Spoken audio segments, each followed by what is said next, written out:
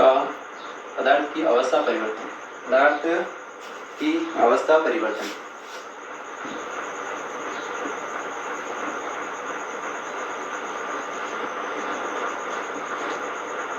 पदार्थ की अवस्था परिवर्तन, और पदार्थ की अवस्था परिवर्तन के लिए कौन कौन सी चीजें जिम्मेदार होती है? तो पहली चीज जो जिम्मेदार होती है वो होता है आपका तापमान। ठीक है, पहली चीज जो होती है वो जिम्मेदार होती है वो होती है आपका तापमान। देख लीजिए आप तापमान, जैसे जल जो होता है तापमान, और इसको अपन एग्जांपल से समझते हैं। जल तीनों अवस्थाओं में,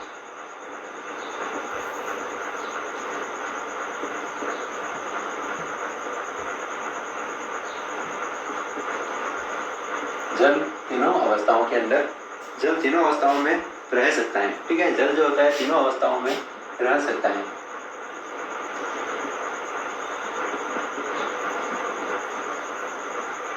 कैसे? ये जैसे आपका क्या होता है, बर्फ, बर्फ इसको अपन गर्म करेंगे, इसको अपन गर्म करेंगे, और वो भी गर्म कितने डिग्री पे करेंगे, सॉरी गर्म करेंगे, एक बात ये देख लेते हैं। ठीक है, गर्म करेंगे तो ये होता है आपका जल बन जाता है, और जल को फिर से गर्म करेंगे तो ये आपका क्या होता है, जलवाष्प बन जाता है।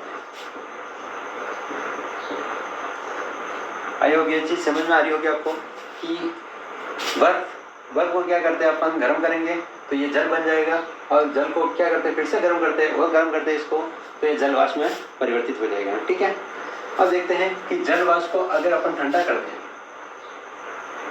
हैं, तो जल बन जाएगा, और जल को फिर से और ठंडा करते हैं तो क्या होता है, अपना बर्फ बन जाएगा। ठीक है, तो यहाँ पे क्या किया जाता है, ठंडा किया जाता है,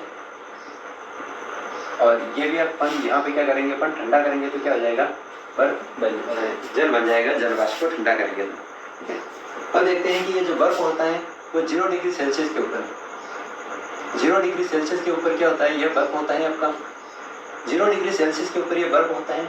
इसको अपन क्या करते हैं, 0 डिग्री सेल्सियस पे ये होता है जल जो होता है, वो भी 0 डिग्री सेल्सियस पे अपन क्या कर सकते हैं, जल के अंदर अपन परिवर्तित कर सकते हैं। तो ये होता है आपका 0 डिग्री सेल्सियस से लेकर 100 डिग्री सेल्सियस, 100 डिग्री सेल्सियस तक क्या होता है, आपका जल हो सकता है। ठीक है, अगर जल को 100 डिग्री सेल्सियस पे अपन गर्म करेंगे तो वो क्या हो जाता है, बन जाता है आपका जलवाष्प। तो 100 डिग्री सेल्सियस जो होता है आपका जलवाष्प होता है। इसके बाद क्या होता है, जलवाष्प के रूप में बनकर उड़ जाता है। ठीक है, तो इसके आगे जितना भी होगा 100 डिग्री सेल्सियस से ऊपर, ठीक है, ऐसे 100 डिग्री सेल्सियस के ऊपर अपन गर्म करेंगे तो वैसे जलवाष्प के अंदर बन जाएगा, वो 100 डिग्री सेल्सियस तक बना रहेगा। ठीक है, अब एक चीज अपन देखते हैं कि बर्फ को, 2-3 चीजें अपन एग्जाम्पल के तौर पे देखते हैं कि यहाँ पे अपन गलनांक क्या होता है।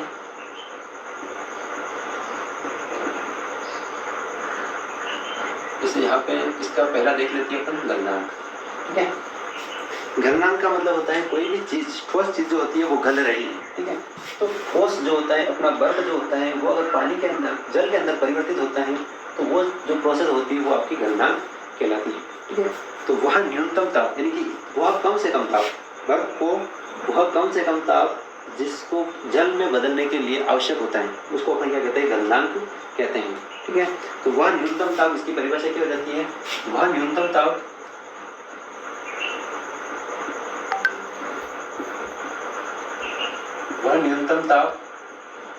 जिस पर वह न्यूनतम ताप जिस पर ठोस पिघलकर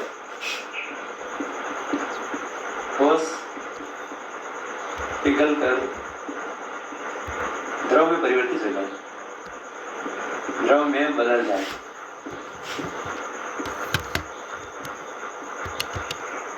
गलनांक कहलाता है।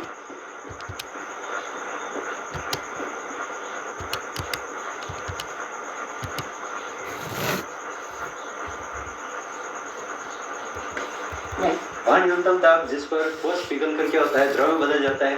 तो ये जो ताप होता है, उस बर्फ को पिघल कर जल में परिवर्तित करने के लिए जो ताप होता है वो क्या कहलाता है, आपका गलनांक कहलाता है। और जो किसी भी ठोस का गलनांक जो होता है उसके कणों के बीच सामर्थ्य पर निर्भर करता है। ठीक है, इसके बाद एक लाइन इसके अंदर और लिखनी है कि किसी ठोस का गलनांक किसी भी ठोस का गलनांक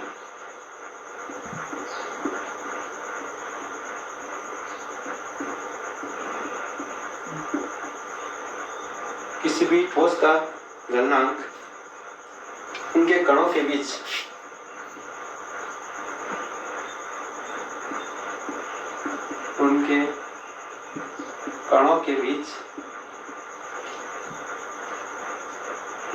के सामर्थ्य पर निर्भर करता है। कणों के बीच आकर्षण बल के कणों के बीच जो आकर्षण बल होता है, कणों के बीच आकर्षण बल के सामर्थ्य पर निर्भर करता है।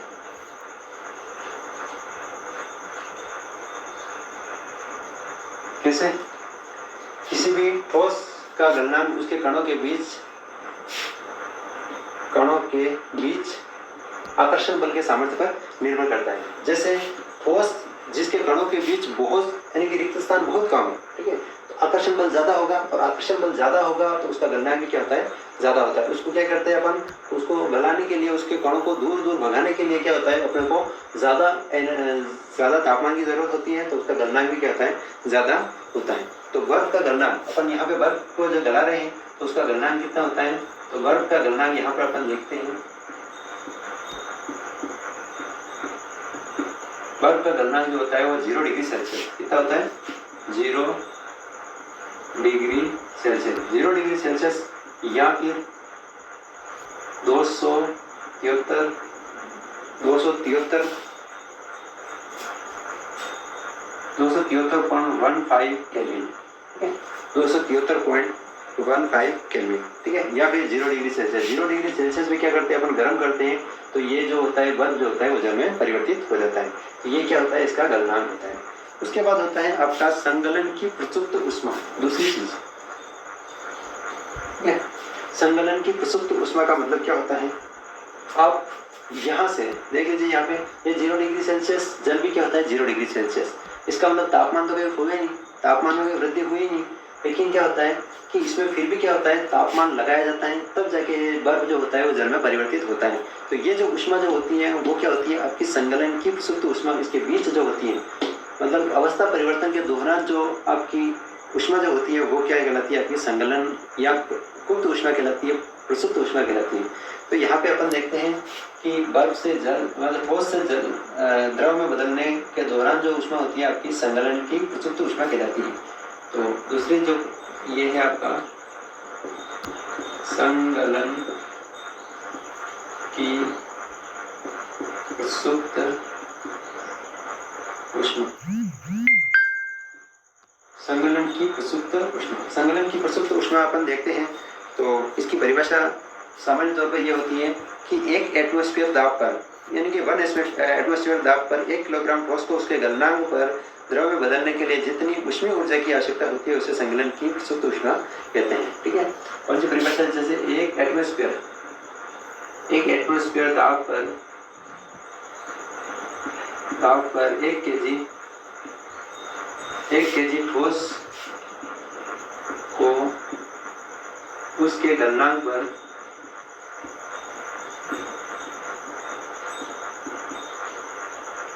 1 एटमॉस्फेयर दाब पर 1 केजी ठोस को उसके गलनांक पर द्रव में बदलने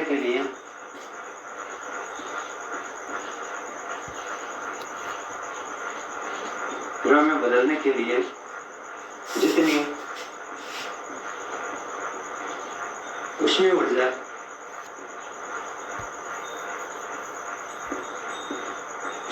की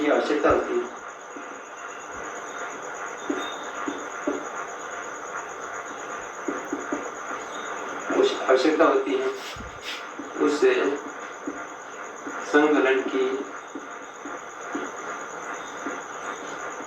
प्रसुप्त ऊष्मा कहती है।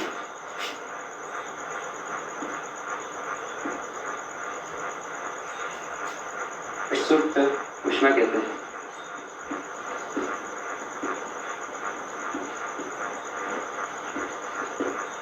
प्रसुप्त ऊष्मा कहते हैं। और अर्थात अपन ये कह सकते हैं, ठीक है, जितनी ऊष्मीय ऊर्जा की आवश्यकता होती है उसे संकलन की प्रस्तुत ऊष्मा कह सकते हैं, ऊष्मा कहते हैं। तो अपन यहाँ पे देखते हैं कि बर्फ की ऊष्मीय ऊर्जा, जल की ऊष्मीय ऊर्जा, मतलब बर्फ की ऊष्मीय ऊर्जा कम होगी जल से, क्योंकि अपन ने क्या जल में 0 डिग्री सेल्सियस है, 0 डिग्री सेल्सियस है, यहाँ पर भी 0 डिग्री सेल्सियस है, लेकिन इसके बीच में क्या होता है कि प्रसुप्त ऊष्मा होती है, प्रसुप्त ऊष्मा होती है जो क्या करती है उस बर्फ को जल के अंदर परिवर्तित होती है, करती है। तो जल का जो ऊष्मीय ऊर्जा होगी वो ज्यादा होगी किसकी तुलना में, बर्फ की तुलना में, ठीक है। तो यहाँ पर ये भी कह सकते हैं अपन बर्फ की प्रसुप्त ऊष्मा, बस बर्फ की ऊष्मीय ऊर्जा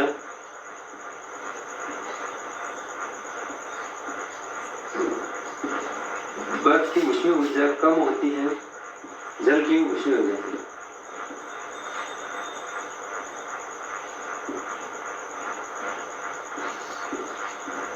ये चीज समझ में आती है आपकी कि बर्फ की जो ऊष्मीय ऊर्जा होती है वो कम होती है जल की ऊष्मीय ऊर्जा से, ठीक है। उसके बाद दूसरा जो होता है, जैसे यहाँ से यहाँ तक प्रोसेस होगी, अब जल जैसे जलवाष्प के अंदर परिवर्तित होता है, जल जलवाष्प के अंदर परिवर्तित होता है, तो जल को जिस टेम्परेचर के ऊपर अपन जलवाष्प के अंदर परिवर्तित करते हैं तो उसको क्या कहते हैं, उसका क्वथनांक कहते हैं।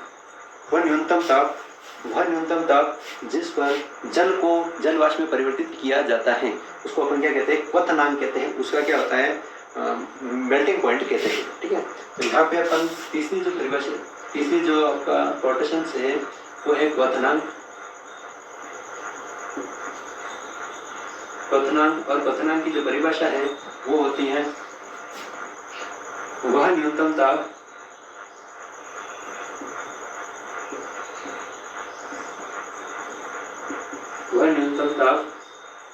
जिस पर द्रव को जल वाष्प में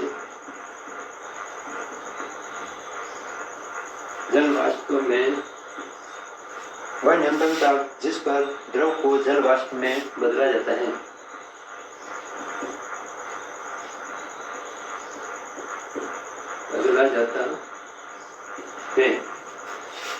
बदला जाता है क्वथनांक कहलाता है।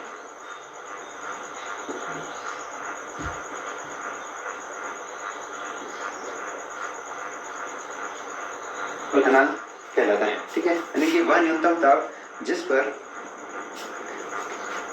पर द्रव को जल वाष्प में बदला जाता है क्वथनांक कहलाता है, ठीक है।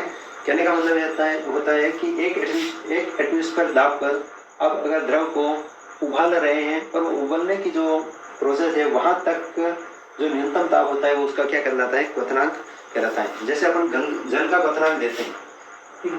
जल का क्वथनांक जो है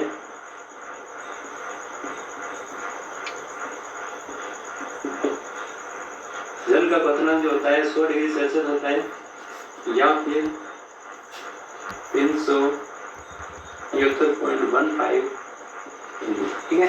दोनों ही यूनिट के अंदर लिखा जाता है, तो 100 डिग्री सेल्सियस या 373 केल्विन, ठीक है। उसके बाद होता है कि जिस प्रकार से संगलन की प्रसुप्त ऊष्मा होती है, ठीक है, क्योंकि ये 100 डिग्री सेल्सियस के अंदर जल भी रह सकता है और वाष्प की जो तापमान है वो भी 100 डिग्री सेल्सियस है, तो इसका मतलब इसको इसमें परिवर्तित करते हैं, उसके दौरान कौन सी ऊष्मा जो होती है वो जो ऊष्मा होती है उसकी गुप्त ऊष्मा कहलाती है, ठीक है। तो ये क्या होता है, वाष्प में परिवर्तित हो रहा है तो वाष्पन की गुप्त ऊष्मा कहते हैं इसको, ठीक है। तो ये चौथी चीज आपकी आ गई, वाष्पन की प्रसुप्त ऊष्मा। वाष्पन की प्रसुप्त ऊष्मा जो होती है वो होती है कि वही चीज एक एटमॉस्फेयर दाब पर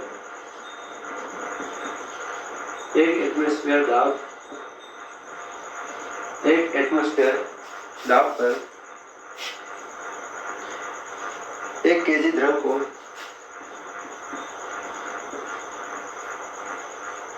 1 एटमॉस्फेयर दाब पर 1 केजी द्रव को उसके क्वथनांक पर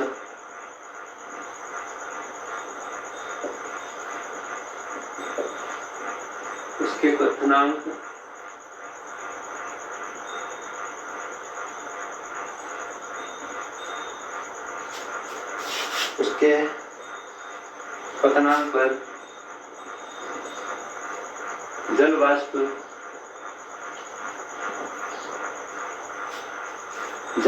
में बदलने के लिए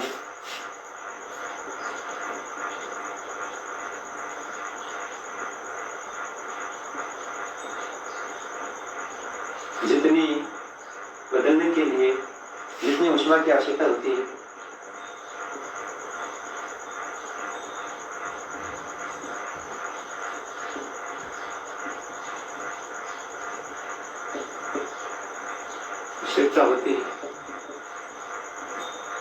उसे वाष्पन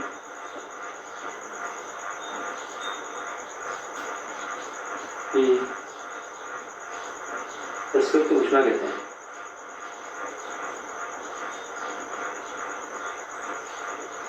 ठीक है, यानी कि वाष्पन की प्रसुप्त ऊष्मा एक दाब पर 1 किलोग्राम द्रव को उसके क्वथनांक पर जल वाष्प में बदलने के लिए जितनी ऊष्मा की आवश्यकता होती है उसे वाष्पन की प्रसुप्त ऊष्मा कहते हैं। एक चीज यहाँ पर देखी होगी आपने कि बर्फ की ऊष्मीय ऊर्जा कम होती है जल की ऊष्मीय ऊर्जा की तुलना में। तो यहाँ पर भी अपन देखते हैं कि जल की ऊष्मीय ऊर्जा जो होती है वो कम होती है जल वाष्प की ऊष्मीय ऊर्जा की तुलना में। ठीक है, तो यहाँ पर ये भी लिख लेंगे जल की ऊष्मीय ऊर्जा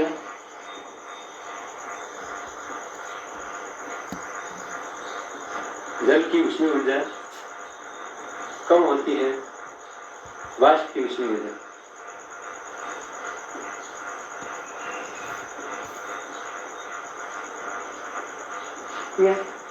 जल की ऊष्मीय ऊर्जा कम होती है वाष्प की ऊष्मीय ऊर्जा से। ठीक है, तो आई होप ये चीज भी आपको क्लियर हो चुकी होगी कि पदार्थ की जो अवस्थाएं होती हैं वो तापमान को अगर ध्यान में रखते हुए ये जो जल होता है वो 3 भागों के अंदर अपन उसको अवस्थाओं को बदल सकते हैं, ठोस, द्रव और गैस में।